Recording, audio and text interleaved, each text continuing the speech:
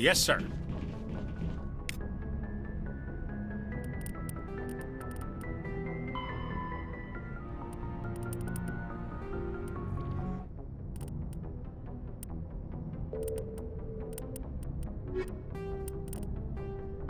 Faster than Sovereign is the flagship of the rogue Spectre's Sarin. An enormous dreadnought larger than any other ship in any known fleet, it is crewed with both Geth and Krogan. At 2 kilometers long, its spinal-mounted main gun is likely capable of penetrating another dreadnought's kinetic barriers with a single shot. How Sarin acquired this incredible warship is unknown. The prevailing opinion is that Sovereign is a Geth construct, while others believe it is a Prothean relic. Its design, however, hints at a more alien and mysterious origin. The attack on Eden Prime demonstrated Sovereign's ability to generate mass effect fields powerful enough to land on a planetary surface. This implies it has a massive Element Zero core and the ability to generate staggering amounts of power.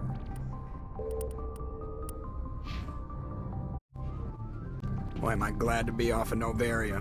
I don't know which was worse, the cold or the corporations. One will freeze your balls off, the other will sell them out from under you. With all due respect, Commander. I have to go. All right, see ya.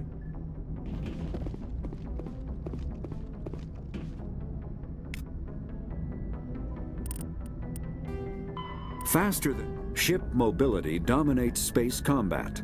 The primary objective is to align the mass accelerator along the bow with the opposing vessel's broadside. Battles typically play out as artillery duels, fought at ranges measured in thousands of kilometers, though assaults through defended mass relays often occur at knife fight ranges, as close as a few dozen kilometers.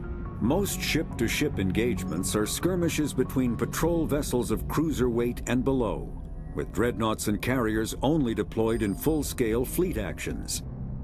Battles in open space are short and often inconclusive, as the weaker opponent typically disengages. Once a ship enters FTL flight, the combat is effectively over. There are no sensors capable of tracking them or weapons capable of damaging them. The only way to guarantee an enemy will stand and fight is to attack a location they have a vested interest in, such as a settled world or a strategically important mass relay.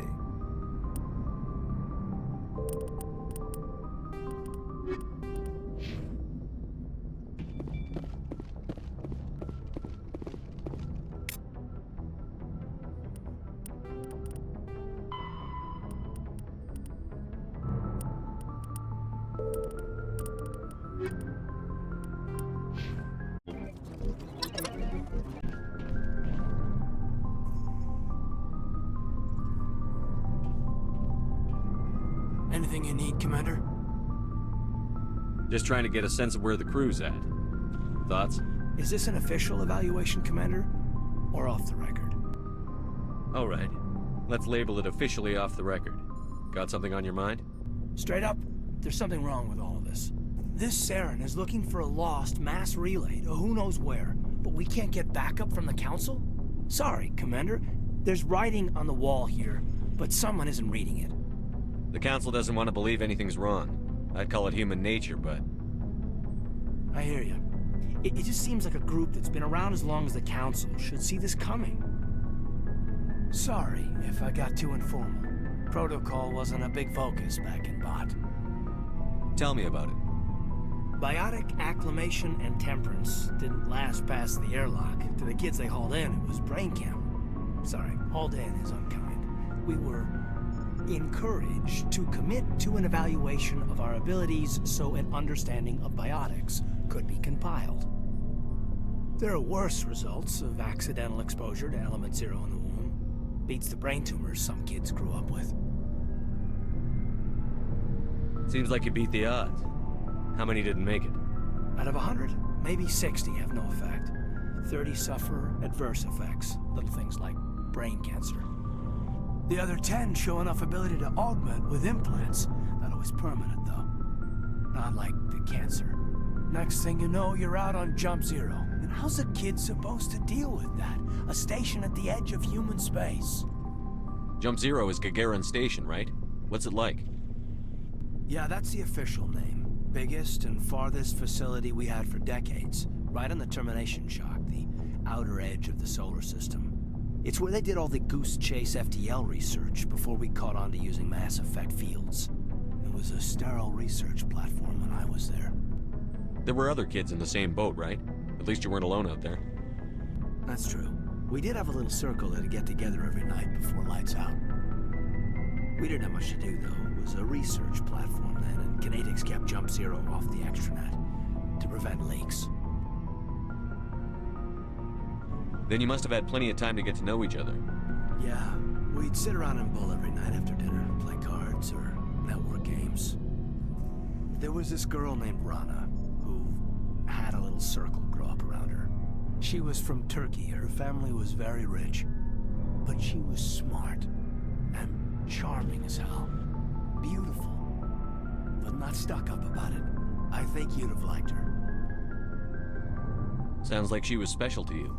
She was. Maybe she felt the same, but things never felt together. Training, you know.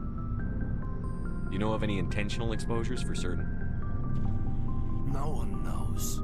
Doesn't mean they didn't happen. As big as the exposures were, it was hard to track down accidentals. It was different then. No one knew the potential, so there wasn't a lot of regulation. Anything Kinetics did was gold. I'm not saying they intentionally detonated drives over our outposts, but in retrospect, they were damn quick on the scene. Jump Zero's a long way from home. What was it like? The grand gateway to humanity looks a lot better in the vids. But that's my own baggage, Commander. No bearing on this. Alenko, there's no regulation that says you can't be friends with your commander. I appreciate that, Commander. I just don't want you to think that I'm a whiner. Besides, I've got my past squared away.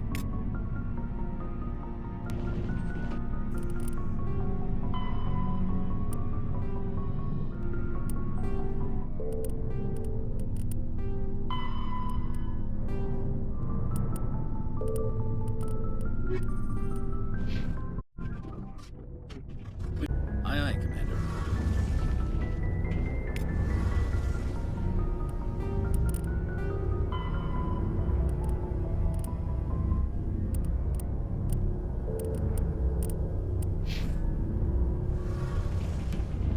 Shepard, I'm glad you're here. Good to see you smiling again, so to speak. I'm sleeping much better now. I guess I'm getting used to how quiet your ship is. I still think a lot about my pilgrimage, though. I know Saren's our top priority, but with all the worlds we go to, I was hoping to find something to bring back to the flotilla. What are you hoping to find? Usually, people bring back something like a derelict ship we can use for salvage. But I need something bigger. There's a lot expected of me. What's so special about you? It's my father. He's the senior member of the Admiralty Board. He's one of only 5 people who can overrule the decisions of the Conclave for the good of the migrant fleet. My father is responsible for the lives of 17 million people. Our entire race is in his hands, and I'm his only child.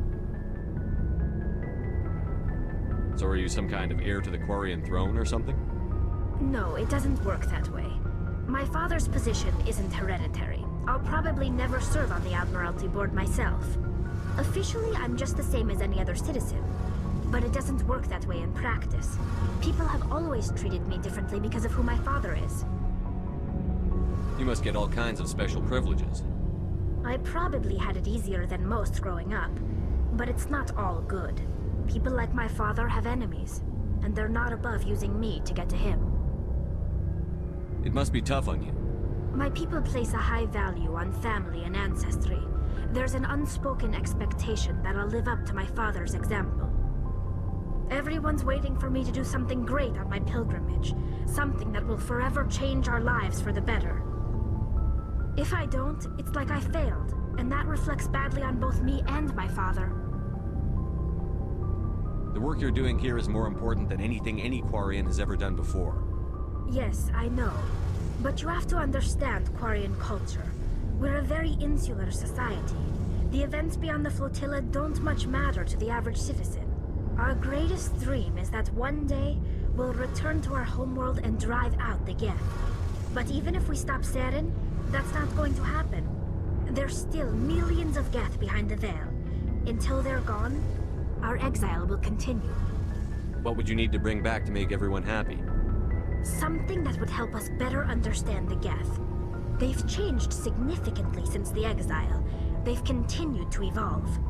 We've done our best to study them, but it's not easy. They're very reclusive.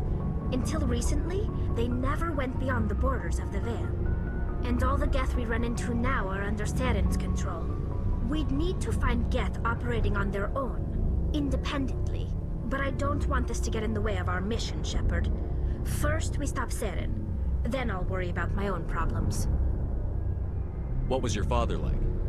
It wasn't easy growing up as the daughter of one of the Admiralty. Even before he joined the board, he was a prominent figure. People looked to him for leadership. He had to set an example, and he expected the same of his daughter. Plus, he was pretty strict, a military man through and through. He never allowed me to settle for anything less than excellence. As a kid, I sometimes felt like he was pushing me too hard. But now I'm old enough to appreciate what he taught me.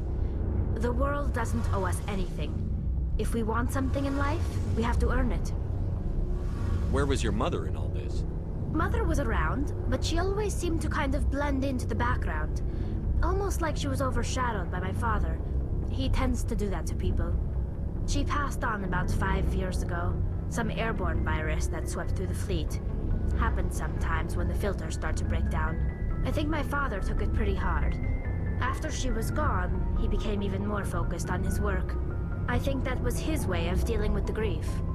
Sounds like a tough upbringing. You don't resent your father at all? Like I said, it wasn't easy. My father's not the kind of person you bond with. And he wasn't around all that much. Too busy.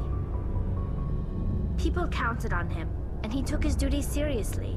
Even when he was around, he always seemed a bit distant. Like his mind was always somewhere else. Come to think of it, I can't ever remember seeing him smile. Not once. It's like he was always weighed down by all that responsibility. I mean, I know he cares about me, but he never really showed it, not in the usual way. I guess the best thing I can say about my father is that I respect him. I want to talk about something else. Like what? I should go. See you later.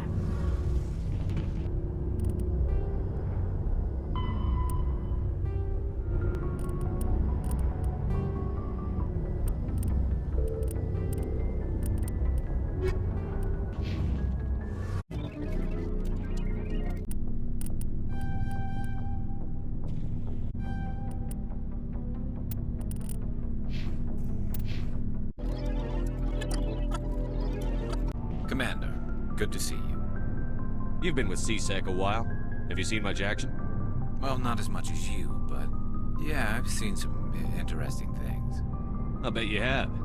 Anything in particular that stands out? I remember this Solarian geneticist I was sent to investigate. That case was a bit disturbing. What happened? Why were you investigating them? I was tasked with tracking black market trade on the Citadel. Most of it harmless, nothing I needed to pursue. But during the course of my investigation, I noticed an increase in the trade of body parts, organs mostly. We usually get a few of those, but not the numbers I was seeing. We weren't sure if there was a new black market lab or if some freak was harvesting organs from citizens. You've seen this before on the Citadel? Every so often, some lab sells unwanted parts through the black market, but they're not as bad as the psychos. I remember this one L-Corps diplomat we caught in my first year on the job.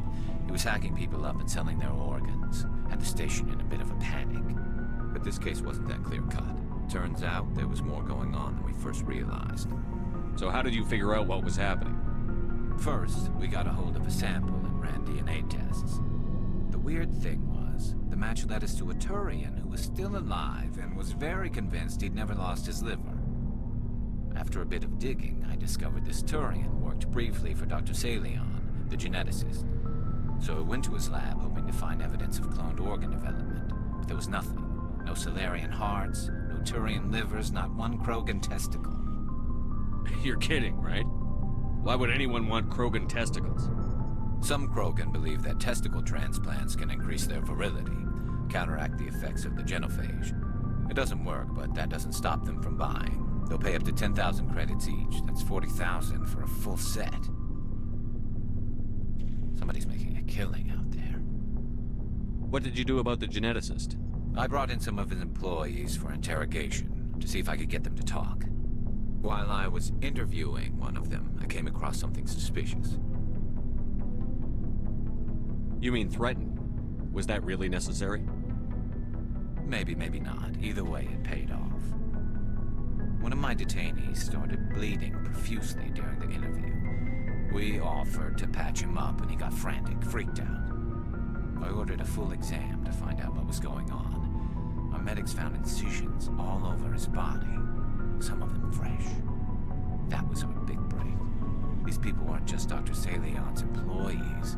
They were test tubes. Walking, living test tubes. He was growing parts inside these people? Exactly. He cloned their organs right inside their own bodies. Then he harvested them and sold them off. Most of the victims were poor. He'd pay them each a small percentage of the sales, but only if the organs were good. Sometimes an organ wouldn't grow properly, so he'd just leave it in them. Most of them were a mess, but only on the inside, hidden so nobody could see it. I hope he got what he deserved. That's the worst part. We never caught him.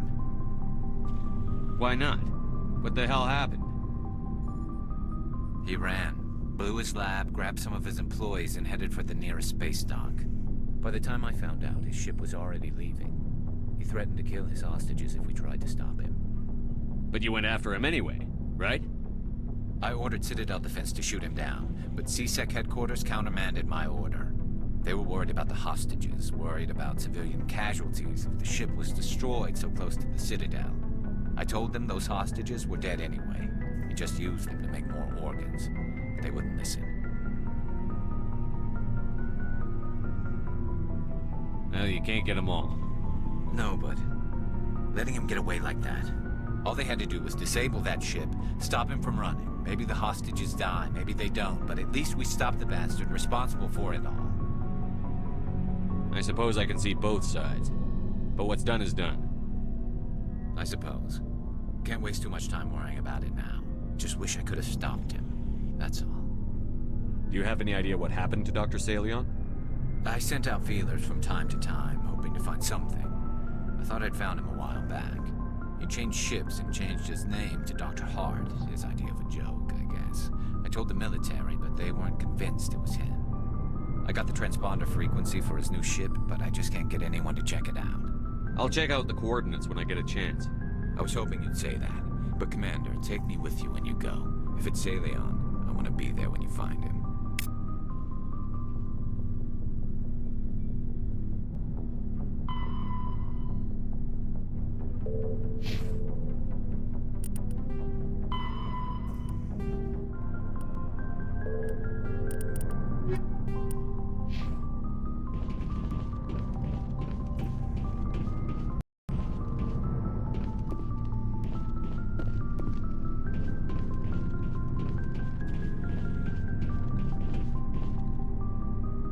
What do you want, Shepard?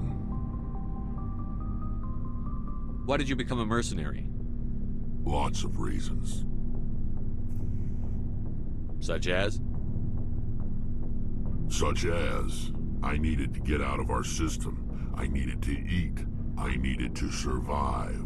Why not stay and help your people? I tried to help. That's why I had to leave. What happened? I was betrayed. I was head of a small tribe. We were trying to restore order after the war, but the other tribes were against us. They followed Jared, one of the few warlords who survived the war with the Turians. But he was old, and so were his ideas. He wanted to continue the war. He wanted us to fight. Turians, Solarians, each other. It didn't matter who, as long as we were fighting. What did you want? I just wanted Jared to shut up, to stop his ranting. I wanted him to stop leading the tribes astray. But he couldn't understand how much things had changed. We didn't have the numbers to go to war. Even if we did, the genophage made sure we couldn't replenish our numbers fast enough. I told them all to forget about war. We needed to focus on breeding, at least for one generation. And for a while, we were getting through. Some of the tribes started coming around. I take it the warlord didn't appreciate that. No, he didn't. He arranged a crush with the tribes, a meeting on neutral ground. He wanted to talk. We met at the Hollows, near the graves of our ancestors. The skulls of our dead laid bare to remind us where we come from and where we all go. It's as sacred as any Krogan place can be. Violence is forbidden. It sounds like a trap to me. You must have suspected as much. I did. But when your father invites you to a crush, well, there are some laws that even we hold sacred. Jared was your father? He was, until that day. We talked, but we didn't get anywhere. When it was clear that I wouldn't join him, he gave the signal. His men leapt from the graves of our ancestors like Krogan undead. The few that were loyal to me died quickly. I escaped with my life, but not before I sank my dagger deep into my father's chest. That is why I left, and that's why I'll never go back. You must have family other than your father. Don't you miss them? You trying to make me cry, Shepard? I've got some unfinished business with my family, but that's all. What kind of business? Before I left, I made an oath to my father's father. I swore to recover my family's battle armor. It was taken from him after the uprising. What's so important about this armor? It's a relic. Useless, really. But it was worn by 5 generations of my family before the war. It's rightfully mine. Originally, it was taken by the Turian military. We weren't allowed armor or weapons after the war. Now, it's in the hands of Taun Actus, a Turian scum who collects relics from the war. He's made millions selling Krogan artifacts that were stolen from my people. He's got several bases where he stores his goods, all fortified and guarded. I just don't know which base has my family's armor. Just tell me where to start looking. I'll upload the data to your nav system. But Commander, I want to be there when you find him. So long, Rex. Shepard.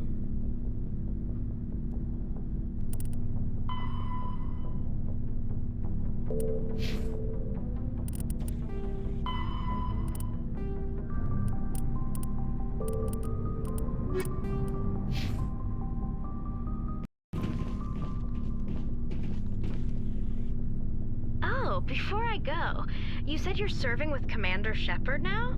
We saw him on the news here. He's cute. Later, sis. Tell me you didn't hear that. Your sister, I assume? Until I get home and kill her. That's Sarah, the youngest. What's up? You didn't come by to eavesdrop on family mail. Your family seems to be important to you.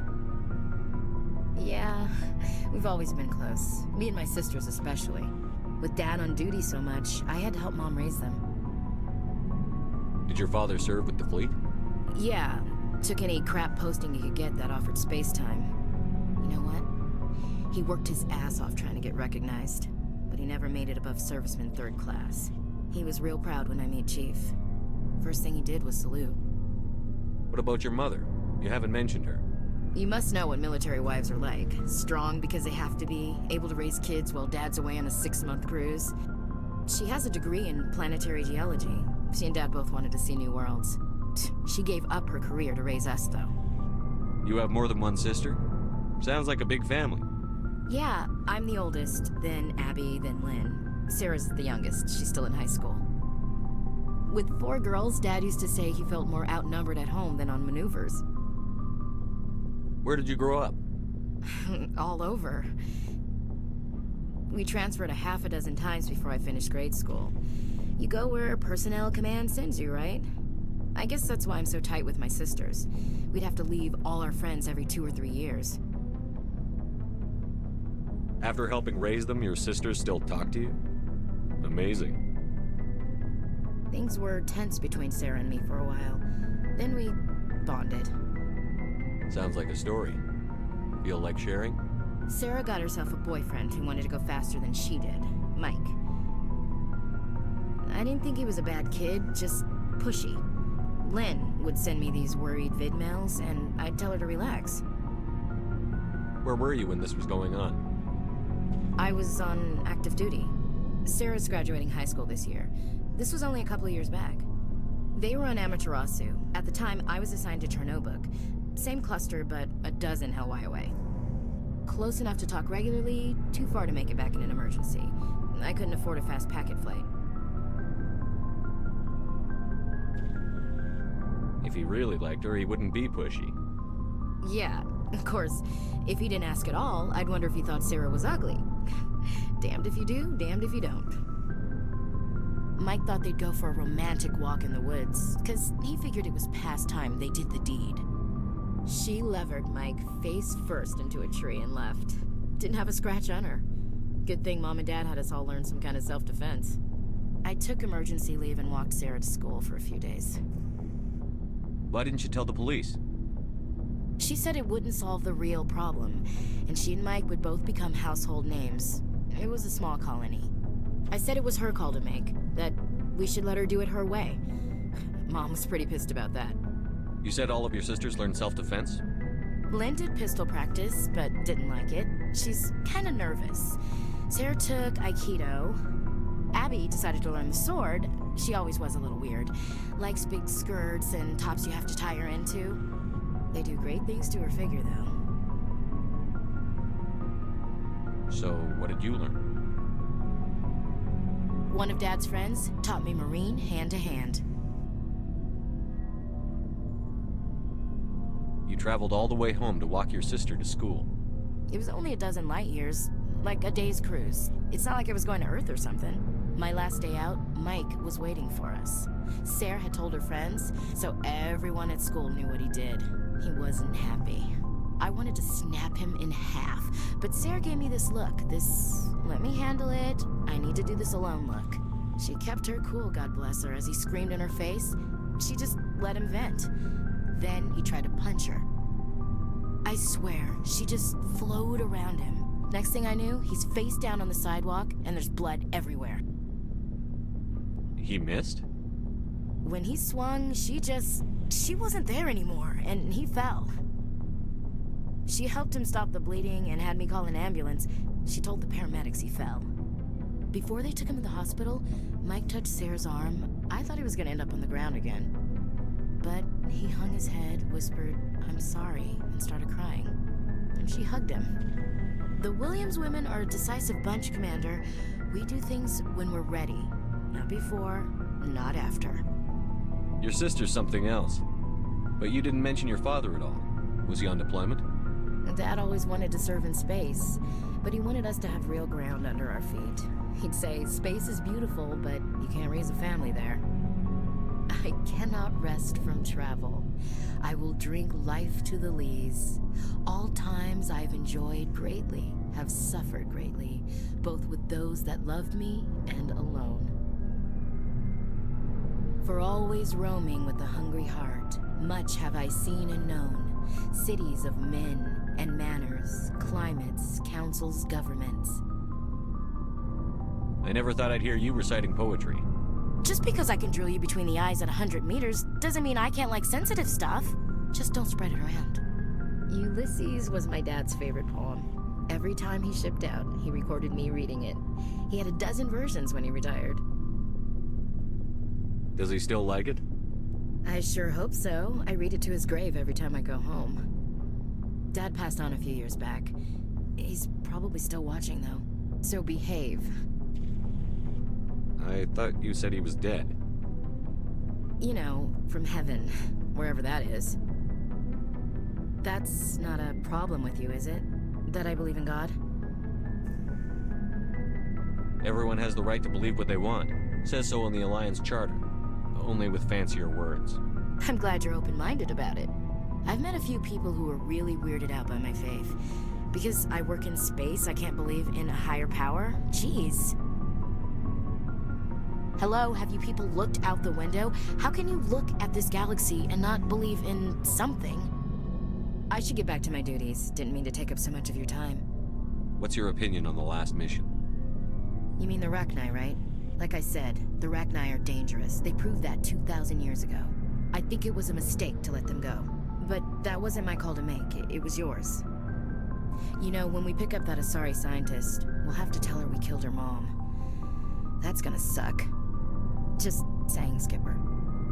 We'll talk later, Williams. Looking forward to it, Skipper.